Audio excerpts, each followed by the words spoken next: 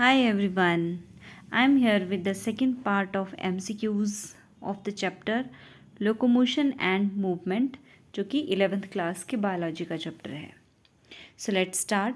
Our first question is how many bones are present in cranium? 5, 9, 4 या 8? तो हमारा जो cranium है that is made up of 8 bones.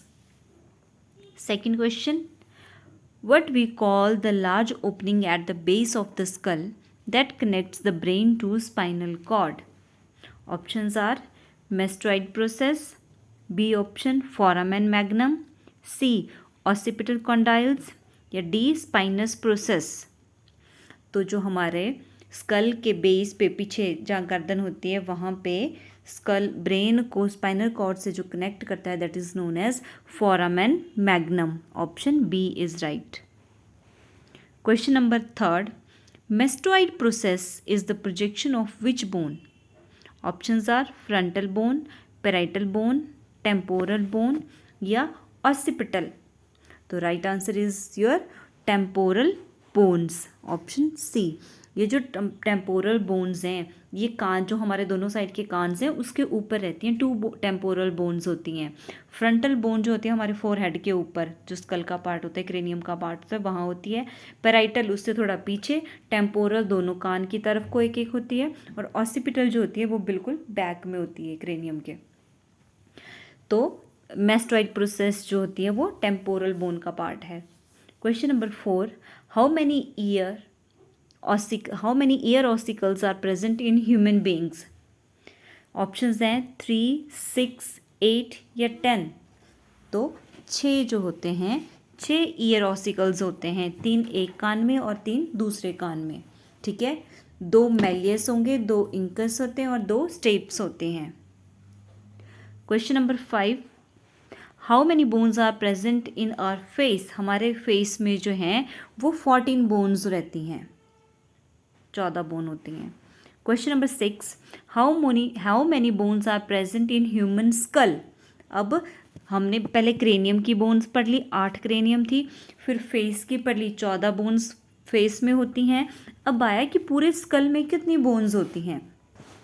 तो ये क्वेश्चन ज़रा 2 टाइप से भी आ जाता है. कई बार स्कल और फेस की को ही कंसिडर किया जाता है. तो वैसे तो देखें तो 14 और 8 कितनी हो गई? 22 हो गई. बट कुछ एक बुक्स में दिया हुआ है कि ये जो कान के 6 ऑसिकल हैं ईयर ऑसिकल उनको भी कंसिडर किया गया है और एक हेयोइड बोन को भी कंसिडर किया गया है.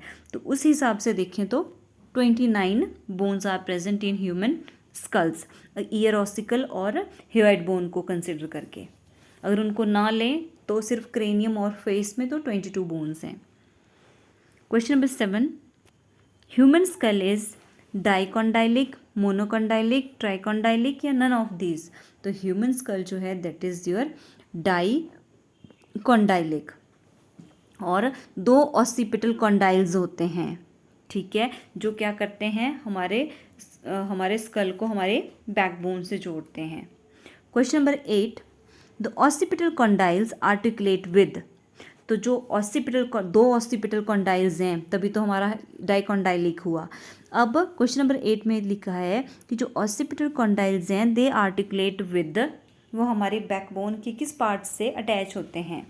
Options are atlas, mastoid process, auditory canal या ऑल ऑफ दीज.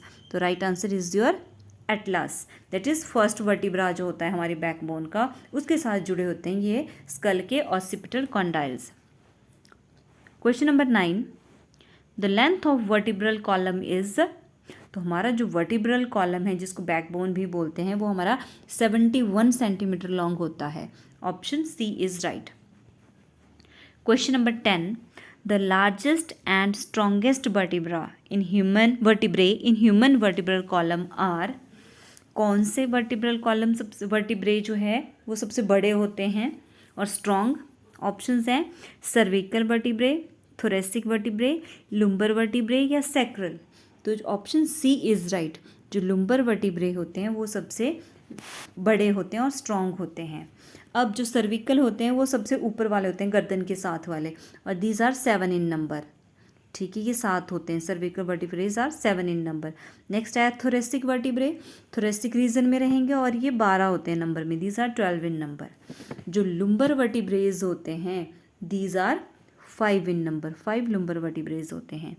और सेक्रल जो होते हैं ये भी 5 होते हैं लेकिन फ्यूज्ड होते हैं। और लास्ट सबसे एंड में होते हैं कॉक्सीजियल, तो वो 4 होते हैं और वो भी फ्यूज्ड होते हैं। तो आते हैं 7, 12, 5, 5 and 4। Question number 11, which of the following is not correctly matched? Total ribs in humans 12 pair, सही है। फर्स्ट 7 पेयर्स ऑफ रिब्स उनको ट्रू रिब्स बोलते हैं, ये भी ठीक है। 8th, 9th and 10th pair of ribs जो हैं उनको फॉल्स रिब्स बोलते हैं, ये भी ठीक है। Last 2 pairs of ribs sternum, नहीं, ये गलत है। तो answer to this question is option D is not correctly matched. क्यों? क्योंकि जो लास्ट 2 पेयर्स ऑफ रिब्स हैं उनको फ्लोटिंग रिब्स बोलते हैं, they are known as floating ribs. और स्टर्नम क्या होता है? स्टर्नम हमारा रिब्स के बीच में थोड़ा जो छोटी सी एक बोन होती है, that is known as sternum, जिसके साथ सारी रिब्स जुड़ी हुई होती हैं। तो option D is not correctly matched. Question number 12, ये क्वेश्चन एक बार टीजीटी एग्जाम, HPTGT एग्जाम में भी पूछा गया था। Glenoid cavity is present in pelvic girdle, pectoral girdle, skull या नन ऑफ दीज? तो ग्लिनोइड कैविटी जो है वो हमारी पेक्टोरल गर्डल में होती है। पेक्टोरल गर्डल होता है हमारा शोल्डर के पास और पेल्विक होता है हिप वाले रीजन में। तो शोल्डर गर्डल भी इसको बोलते हैं। ग्लिनोइड कैविटी इसी में होती है pectoral girdle. Question number 13, which cartilage is present at the joints of long bones? Options are calcified, hyaline, elastic या फाइब्रस? तो हेलाइन कार्टिलेज प्रेजेंट होती है लॉन्ग बोन्स के जॉइंट्स में। Question number 14, the Paget's disease is caused by prolonged deficiency of vitamin D in adults. B option is abnormal bone resorption by abnormal osteoclast.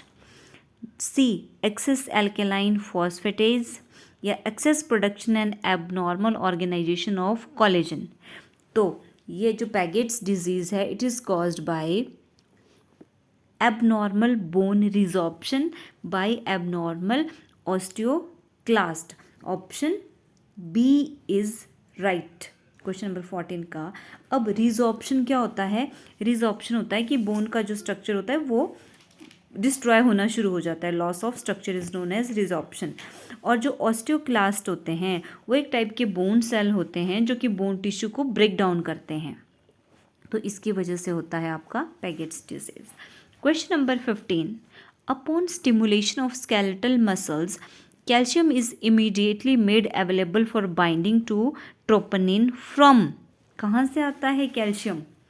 Blood, lymph, sarcoplasmic reticulum या bone से आता है? तो जो calcium है वो आता है आपका सार्कोप्लाज्मिक रेटिकुलम से। और कल के वीडियो में मैंने बताया था कि मसल का जो मसल सार्कोप्लाज्मिक रेटिकुलम क्या हुआ, जो मसल सेल, ऐसे अदर सेल्स में तो एंडोप्लाज्मिक रेटिकुलम होता है लेकिन मसल के एंडोप्लाज्मिक रेटिकुलम को हम सार्कोप्लाज्मिक रेटिकुलम बोलते हैं।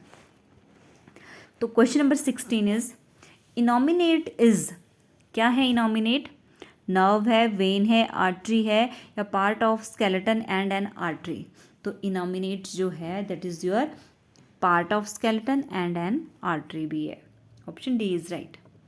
Question number 17, the example of pivot joint is hip joint, metacarpophalangeal joint, ankle joint या रेडियो अल्नर जॉइंट? तो जो हमारा रेडियो अल्नर जॉइंट है that is an example of pivot joint. और दूसरा हमारी बॉडी में ये नेक में भी पाइवेट जॉइंट होता है। Question number 18, progressive degeneration of skeletal muscle mostly due to genetic disorder occurs in myasthenia gravis, muscular dystrophy, tetany या osteoporosis? तो right answer to question number 18 is your option B, muscular dystrophy में। Next question, which ribs show bucket handle type of movement? Buckle handle type की movement कौन सी ribs show करती हैं? तो इसका जो सही आंसर है वो है rib number 6 to 10। Option C is right answer. Question number 20. In the resting muscle fiber, tropomyosin partially covers. Resting muscle fibre में ट्रोपोमायोसिन किसको पार्शली कवर करती है? Calcium binding sites on troponin, actin binding sites on myosin, myosin binding sites on actin या calcium binding sites on actin. तो इसका जो सही answer है that is option C. Myosin जहाँ पे जुड़ती है एक्टिन के ऊपर, ये मान लो एक्टिन है, तो एक्टिन के ऊपर जहाँ पे मायोसिन ने जुड़ना होता है, myosin binding sites on actin, उसको जो है ये ट्रोपोमायोसिन रेस्टिंग कंडीशन में कवर कर देती है. तो किसको कवर करती है ट्रोपोमायोसिन रेस्टिंग मसल में? मायोसिन बाइंडिंग साइट्स को on actin. Question number 21. Which of the following have oxygen storing capacity? Myoglobin, actin, myosin या फिब्रिन? तो जो मायोग्लोबिन है that has high oxygen storing capacity. Question number 22.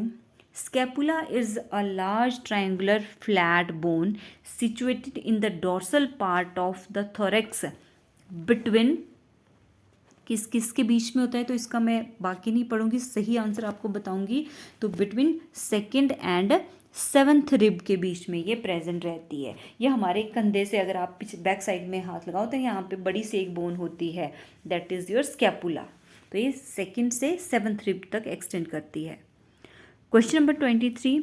Ball and socket joint is found between skull, shoulder, knee, atlas and axis.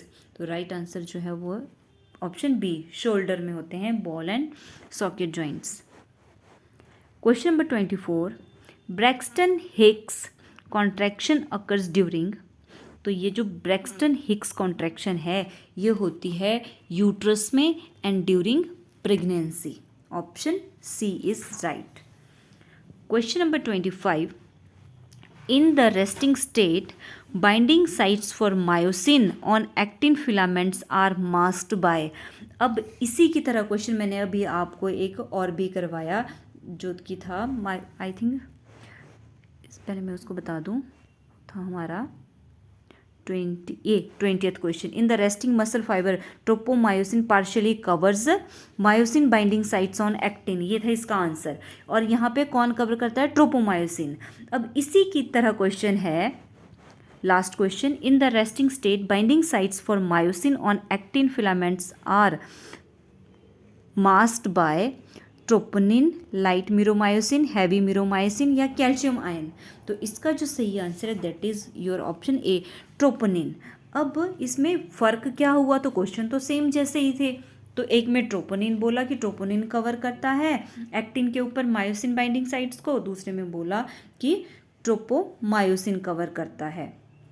अब जो है main जो उसको cover करता है वो ट्रोपोमायोसिन ही होता है, लेकिन ट्रोपोनिन भी कुछ हद तक उसको कवर करता है. तो इसलिए ये दो तरह से ये क्वेश्चंस हैं. ठीक है, तो ये थे हमारे आज के MCQs locomotion and movement chapter से. अगर आपको वीडियो अच्छा लगा है then please subscribe my channel.